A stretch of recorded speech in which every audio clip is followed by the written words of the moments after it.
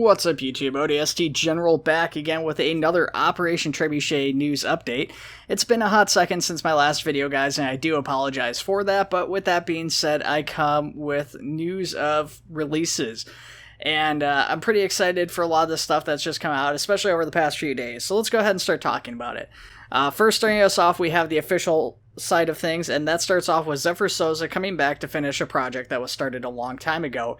And unfortunately, it's not the Pelican, but what it is female marine models. This comes in the form of a compatibility mod for the Zephyr side mod, which adds female faces, hair, and clothing options and stuff.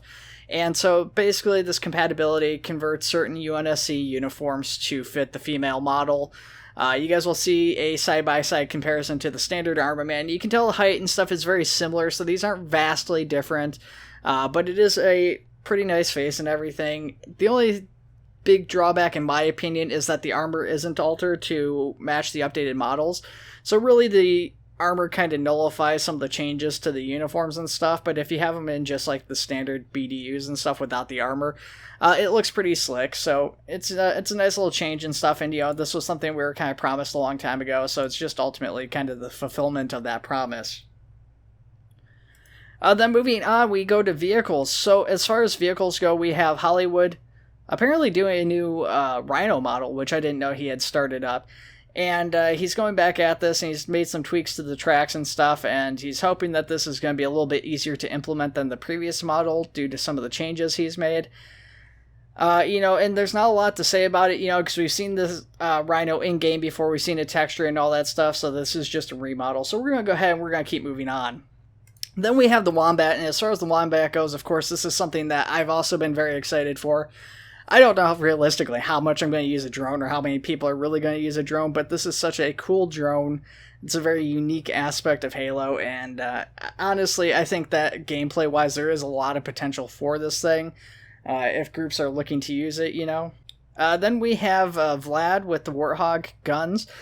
So Vlad, we showed off some of his Warthogs that he was working on in one of the previous videos, so this time we actually see him going in. He's got the LAAT, the rocket pods, the Gauss cannon, and the missile launcher variants of the guns. Now, I don't think these will be replacing the static ground turrets. I haven't asked, and I'm not sure, but I would guess they're probably not.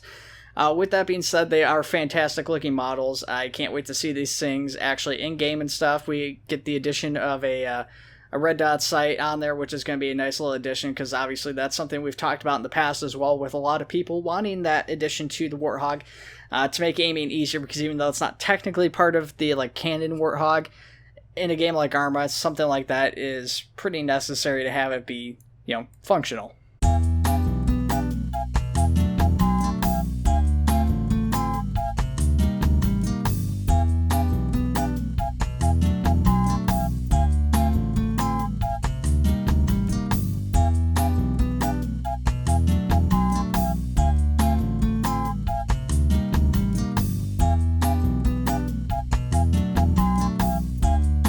Then we go back to Hollywood, and we take a look at the updated ODST drop pod. Now, of course, we've talked about this previously. We've shown it off a bunch of times, but we have a lot of different angles and updates to this thing. The model is looking absolutely gorgeous. Of course, it's still not textured, no materials, anything like that. I definitely can't wait to see this thing in game, because it does look a lot better than the current ODST drop pod. Biggest concern for me personally regarding this is the size of it, as it is larger than the current drop pod, and it's not going to be compatible with the Drake class, at least right off bat. Of course, with the Halberd being developed as a side mod, and the frigates and stuff being in, it might not matter too much for a lot of people or anybody when it comes out, but we'll have to wait and see on that until it's released. So then that brings us into side mods. Unfortunately, no news for First Contact this week, but what we do have news is a further update to the Halberd.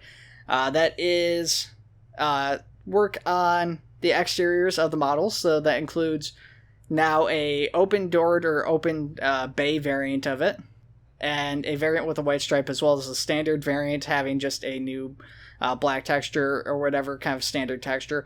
Now, we've talked about it previously, we've shown it off. Really not much has changed since the last time I showed it off, except for the fact that it is now textured on the exterior. It's still a static model, still no collision, stuff like that, but there it is. pretty exciting stuff. Now, there is also some work being done on the internals, planning out the placement of rooms and stuff like that, so you guys can see a interior, or a clear exterior, I should say, with the interior with a number of boxes, which will be different rooms and stuff. And Ethan's been playing the placement of these rooms and how exactly they're going to fit in there, so you guys can kind of get a little bit of a glimpse at the planning stages of this. Now, I don't know what each of these rooms is going to be. I would imagine Ethan himself hasn't decided that yet, or if this is even the final placement, but a nice little thing to see here, kind of see what you guys can maybe expect with this once it's actually released. We do get a quick peek at a single room, which is the briefing room, and you guys can see a arborman in the center of that, kind of for size comparison and everything, and a number of benches that line the walls and everything, and then obviously a doorway that would exit out into whatever hallways or whatever. I'm not exactly sure. This will be somewhere near the center of the ship from what it sounds like.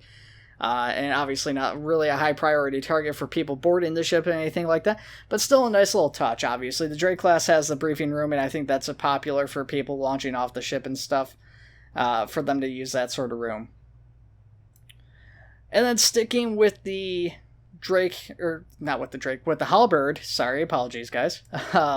Sticking with the Halberd, we have a composition for it. Now, normally I don't talk about compositions on the channel, but given the functionality and the size of the Halberd, I feel like this is going to be pretty popular. Gamma Games has been working on designing a interior for the Halberd, so basically it uses a number of different compositional pieces from like Star Wars mods and Optray and a bunch of other stuff to flesh out the interior of the Halberd class. So that is going to be a nice little feature to have for a lot of people who don't necessarily want to go out and design their own interiors for the ships or something like that. You can now go download that off the Steam Workshop and just drop it in, and you'll have an interior for the Halberd. Going forward to our next mod then brings us back to a Wombat, but this one's a different Wombat. This is from HTUF, and this is going to be a publicly released side model for the Wombat, or at least I believe that's the intention for it, from what I understood. And this thing has a few different variants. It looks like it's got a variant with the gun, as well as a sensor pod camera variant of it as well. Nice looking model. Obviously, it is kind of counterintuitive, making a Wombat while Wombat's almost nearly completed for the main mod. But with that being said, you know, if for whatever reason we have a big delay on the other Wombat getting finished or getting implemented into the main mod, it's always nice to have a secondary project like this, even though it is already something that's being worked on. It seems like a waste of effort. To me, I see this as a even better opportunity that we will get a Wombat. If something happens to the one in the main mod, we always have this one to fall back on, and vice versa. So, personally, I'm pretty excited for that, and I can't wait to see either of them. And then rounding us out and finishing us off for the video, we have Gamma Declassified, I believe is all it's called. And Gamma Declassified is from the unit Gamma, not the individual that we were just talking about a little bit ago earlier. And as you guys may have recalled, Gamma had a pack out previously with helmets designed for their unit that were very Spartan helmets, except for they were designed to work with the UNSC's standard infantrymen in the mod. This one is designed as a public release of their assets and is open for anybody to use, and it will probably have more things, as we talked about previously. The Meerkat, as it's been named, is going to be probably releasing under this pack, as they said they intend for that to be public as well. So we have the Scout helmet in here with a few different textures, camouflages, and everything. And it's very neat. Definitely dig the helmet. They do really good work with their helmets, and it's pretty high quality assets that they put out. And with that, guys, that is everything for Operation Trebuchet this week. I hope you guys enjoyed it. Of course, download links to everything that has released is going to be in the information section below. If you go to my mod list, all of it's listed there. So the releases this week, once again, are Zephic compatibility, Halberd updates, the interior for the Halberd, and the Gamma Declassified with the Scout helmet. Alright guys, thank you for watching, take it easy, I will see you in the next one.